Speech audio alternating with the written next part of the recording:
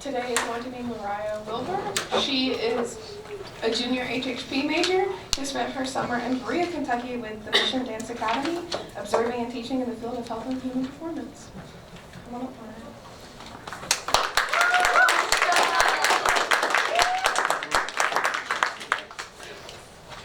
Good evening, everyone. Thank you for everyone who stayed for my presentation. I especially want to thank Woodie for being here because she's one of the people who made me be here tonight a possibility. I also want to thank my colleagues who all shared their amazing internship stories. That was really inspiring. I hope I can entertain you with one more story. Once upon a time, there was a girl who really wanted an internship.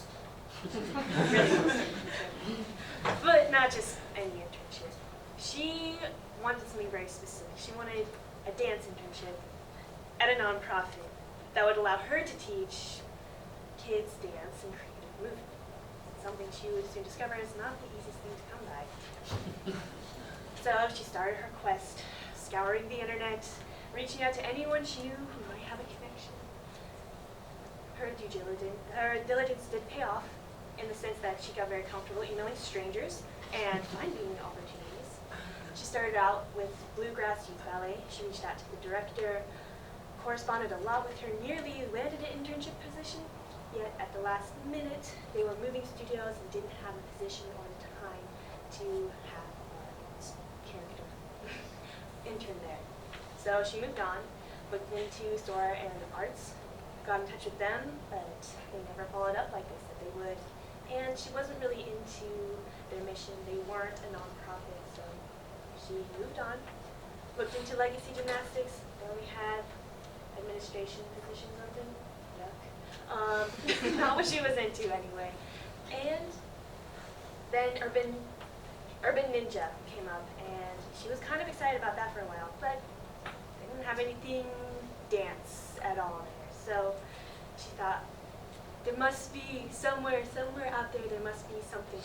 Finally, in Berea, Kentucky, of all places, she found it. The Mission Dance Academy, a nonprofit dance school that reaches out to any child who wants to dance, trying to make an opportunity for them.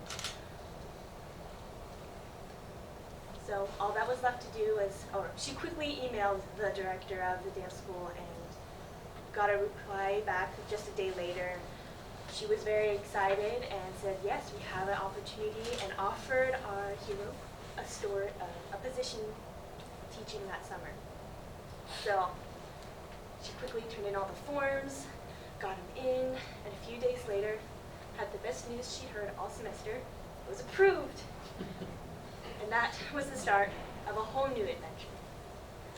As it was earlier mentioned, my name is Moriah Wilbur. Most people know me by Mo, and that was the beginning of my internship story. I'm a health and human performance major here, pursuing minors in French and dance, and I'm also a member of BG cohort 15, and I completed my directed field experience this summer at Berea, Kentucky's Mission Dance Academy. So what is Mission Dance Academy? What is this place? So as I mentioned earlier, it is a nonprofit, and its mission is to reach out to any child who wants to dance. And they do that through offering classes at a very low monthly rate. It's just $35 a month for a class, one class a week. And in certain cases, the child can attend for free. My internship director was Andrea Connor. She is an entrepreneur. I was so amazed and blessed to be able to work with her. She's done so much, and it's really been inspiring. She's networked with so many people. She's found individual donors, and she worked with a lot of dancewear companies in order to get donations of shoes and costumes, so that a child can really just come into the dance studio and have everything they need to dance. They don't have to, because again, dance wear is very expensive. Andrea Connor was inspired to start Mission Dance Academy through her own experience while she put her daughter in dance school, and she realized the prices were really high, and that this wasn't an option for every child who wants to dance. There's a lot of parents who can't get their kid, can't afford to have their child to dance because the prices are so high. So that's how the idea of Mission Dance Academy was born. Part of my project this summer was to discover more about how this nonprofit functions, what makes it special. So I completed a business model canvas. And again, I'm really inspired by everything that Andrea Connor was able to do to make her business for nonprofits sustainable. And one way that she does this, and I point out here, is the value proposition, or in other words, what really makes Mission Dance Academy special. And I realized that at the core of it was that it was two things. First, that it's non-competitive. It's a non-competitive dance school. Most dance schools are very hardcore competitive, which not only is expensive, but it demands a lot of time from the student and the parents, which a lot of working class parents do not have that ability. And second is their conservative atmosphere. Mission Dance Academy really, one of its core values is creating a safe environment for the child. They really focus on making sure the music that's being played or that they're dancing to is G-rated, that there's no curse words or suggested language. In addition to that, they also stick to very conservative costuming and choreography, which when I started interviewing parents, I found that was one of the main reasons they stuck with, or they wanted to put their child in Mission Dance Academy, because they felt safe having their child there, which anyone who's a parent would know that you want to have your child in someplace safe, someplace you can trust. So this is what's really special about Mission Dance Academy. What did I do? A lot, but mostly what I did was teach. I taught a lot of classes. I taught all their acrobatics classes. I taught their hip hop class, which I'm going to come back to later. I gave a lot of private coaching lessons. That was really fun. I gave about maybe 13 private lessons a week. And I was an assistant ballet teacher. And some of the tasks that I did there was because they moved into a new studio as I began working there. So I got to organize and put together their costume and equipment closet, which was really fun. Costumes are fun. And I got to work with planning some events and activities for the kids. And one more thing that I did was I designed my own class. So I wrote out lesson plans, made up choreography, and taught a rhythmic gymnastics class focusing on ribbon dance. Which was like a great experience for me to go through that from start to beginning, what it takes to teach a dance class. And at the end of it, I got to put on a little rehearsal for all of the parents to come in and see what their child had been doing all summer, which was crazy. I had not just the parents, but the grandparents, and the siblings, and the aunts and the uncles, and so it was time to studio, we had to rush around and find seating for everyone, but it was great, and I was really blessed to just see how happy everyone was and getting to see their girls perform. The EPG abilities that I ran into this summer, first and foremost, a lot of ambiguity and engaging the complexity and uncertainty, because I realized that every time I walked into work to either teach a class or give a private lesson, I couldn't have any expectations of what would happen or what that student would need or how they were feeling or what would even happen during the lesson. And how I combated this ambiguity was I really made structured lesson plans, but also really tried to work on keeping myself flexible so that I could quickly switch up if there is something that I needed to do. And that was a really great experience for me to go through, especially thinking forward into going into the field of teaching dance. I also gained a lot through learning and engaging in the values that Mission Dance Academy maintains. I had never been in an atmosphere that had so focused on keeping things very child-friendly and safe in this non-competitive atmosphere, where everyone was really inclusive and happy, to have another student come in, and there's no competition between one another, and oh, she's doing better than I am, or anything like that. And just to see how the teachers there teach out of that mindset of keeping dance something that's fun, and just dancing for the pure enjoyment of dance. So that gave me a lot of ideas and insight on how I want to approach teaching my students in the future and how I would want to run something of my own. Recognizing opportunity. This is where the hip hop comes back in. I haven't ever danced or studied hip hop except for watching Step Up when I was really little, when all those movies were out. But it turns out my first week teaching, the hip hop teacher dropped out. She couldn't teach the rest of the summer. She was gone. So Andrea was like, hey, wow, I gotta find someone to take over this class. And I was like, okay. And I was like, hey, you know what? Maybe I can. I can try. And she was like, oh, sure.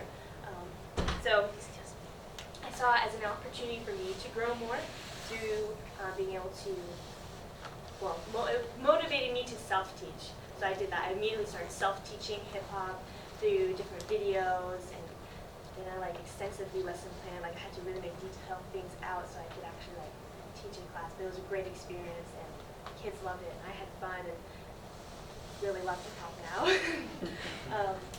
And last but not least, I really worked in advocating change in the field of health.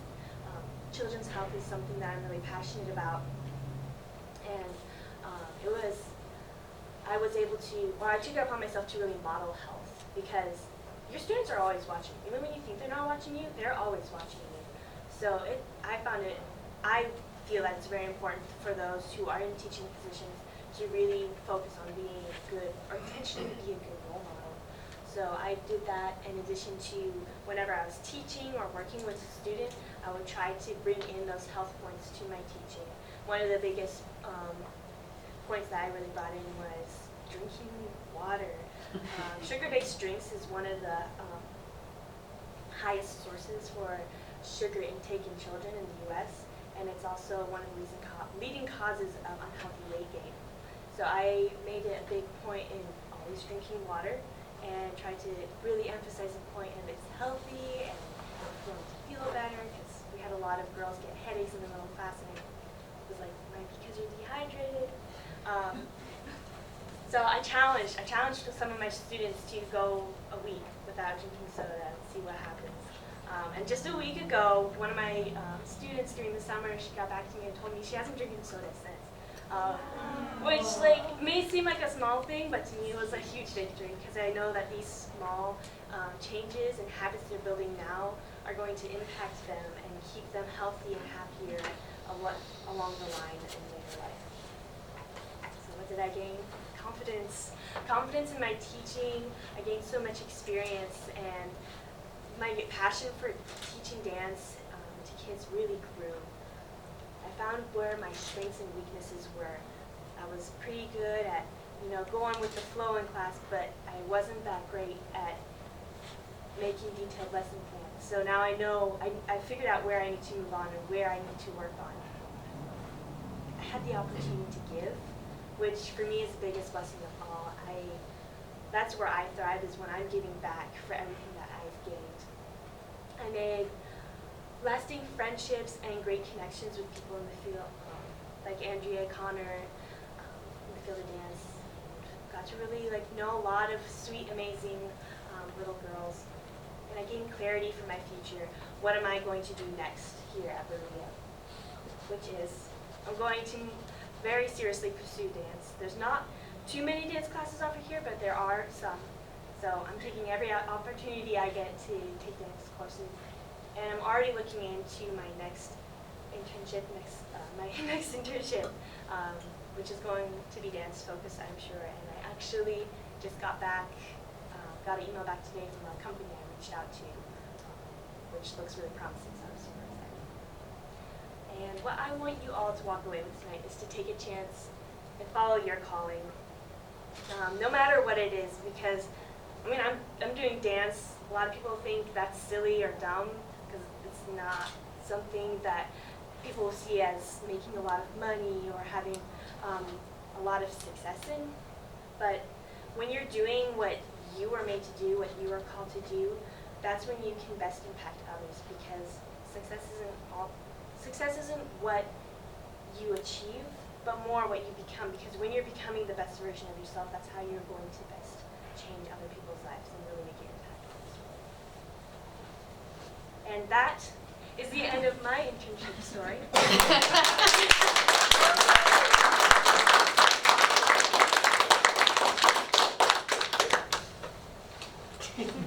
Yes. Yeah, I have a question because I feel like one thing we have in common is that we both work with kids probably around the same age. So I'm wondering, one, what was it like for you to say goodbye to them? It was hard for me. And two, if there's any, if you found any sort of way to keep in touch with anybody you worked at, particularly around maybe somebody closer to your age, because I know that's tricky to figure out. Yeah. So, what was the first part of the question? What was it like to say goodbye? Saying goodbye. Just tell me It was hard. They were all like giving me really sweet notes and gifts, and I was just like, oh, you guys. It was hard, but I'm actually still volunteering my time there once a week, so I get to see them still, and they're all super excited. But yeah, some kids, like as in terms of keeping in touch, I do have some of them on Facebook, because some of them are old enough, and some of them they lie about age, like, get on Facebook. So that's how I found it best to keep in touch with them. Yes. Before asking a question, I just wanted to comment on a great idea with starting your presentation. That both just captured my attention. And now thinking beyond Berea, I've noticed that you were working on the business plan for nonprofit, and I'm assuming there's a reason for that. And so the question is, are you planning to start your own nonprofit dance studio in the future? That has definitely been an idea that's crossed my mind. I'm looking into that, but I also want to explore what other nonprofits are out there and see if they're a fit for me, if there's a place I can get started on before I start my own, if that makes any sense.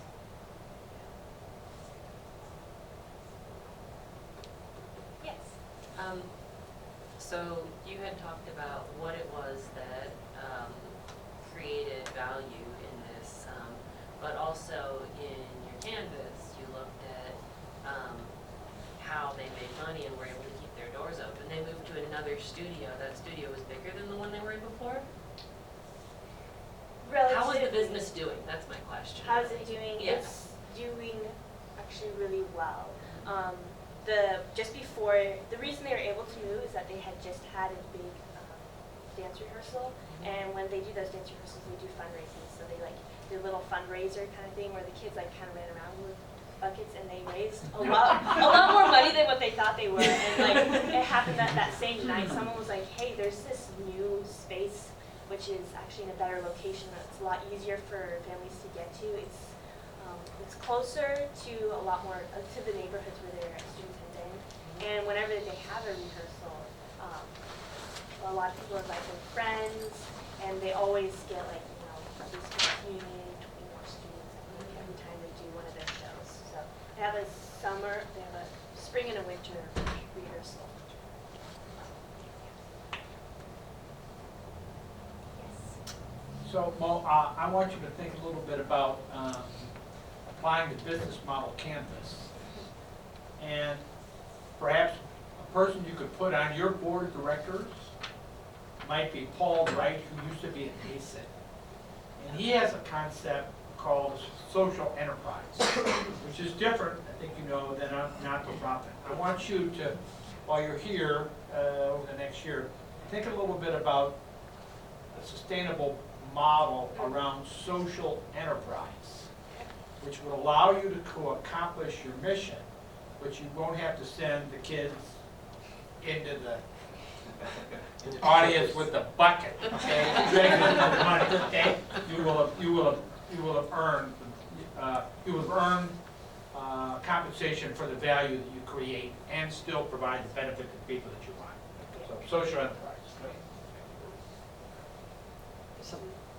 Yeah. So, as a fellow HHP major and many other HHP majors that kind of gear more towards PT and athletic training, that sort of thing. So, why dance? What was that moment where you think I'm 100% into dance and that sort of thing?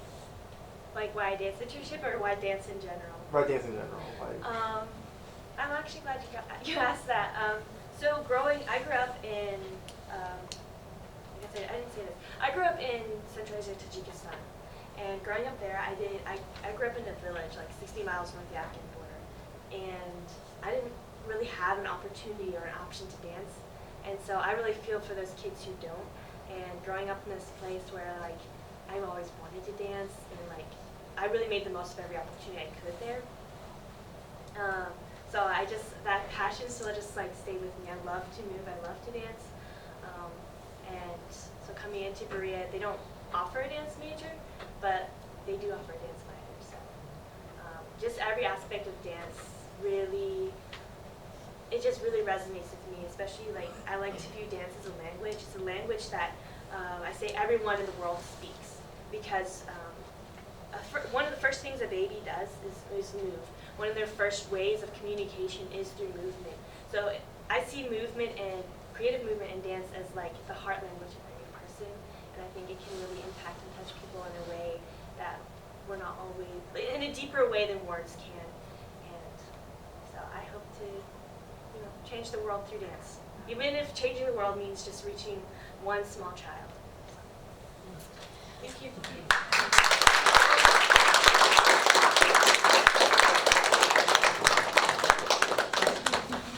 All right, so that concludes the end of our DIP presentations. I want to thank you guys, to the audience for coming out, the presenters for putting so much effort into their presentations, the whole EPG team, Dr. Hackbert, especially any facilitators here tonight. I want to say don't forget to put your waste in utensils and plates in the correct buckets, compost or trash. And